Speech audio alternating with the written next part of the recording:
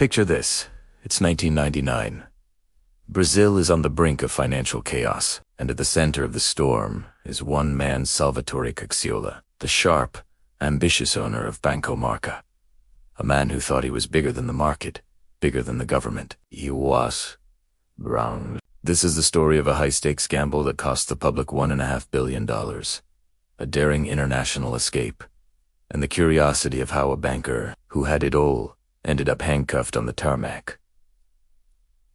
Cacciola was a financial His bank, Marka, was highly leveraged, making aggressive bets on the future value of the Brazilian real against the US dollar. His strategy was simple.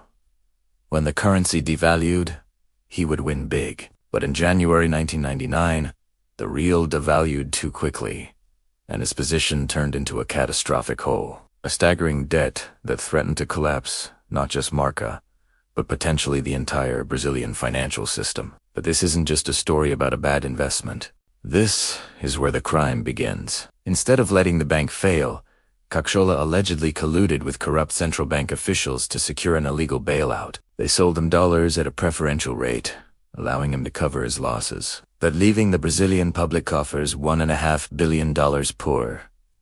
The scandal broke. Cacciola was arrested in 2000, but only held for 37 days. Why?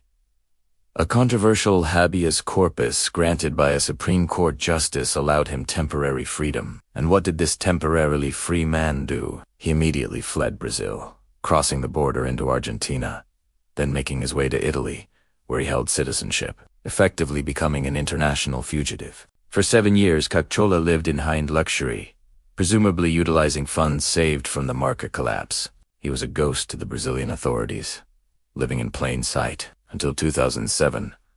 The FBI and Interpol tracked him down. Where? The ultimate playground for the wealthy.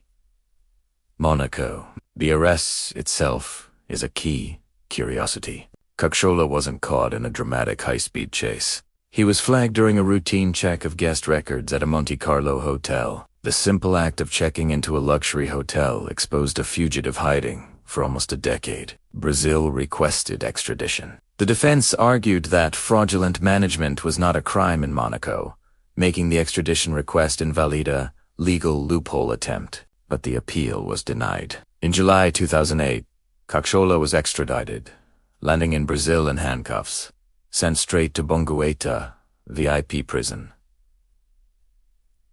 His time in prison was relatively short. After only 3 years and 11 months, he was granted conditional freedom. And here's the final, shocking twist. In 2012, his entire conviction for the massive financial fraud was extinguished by a presidential pardon and later by prescription. The only one condemned in the Marka scandal had his sentence effectively wiped clean. The Cacciola case is a haunting look into the failures of the financial and justice systems. It highlighted the dangerous coziness between powerful bankers and high-ranking government officials. His initial freedom was a testament to his influence, and his ultimate release, despite a massive public loss, became a symbol of systemic injustice for many Brazilians. He was a financial titan who made a huge, devastating gamble. But the question remains, did he ever truly pay the price for the $1.5 billion the public lost? Let us know in the comments below. Do you think justice was served in the Cacciola case? And what other financial crimes should we investigate next? Thanks for watching.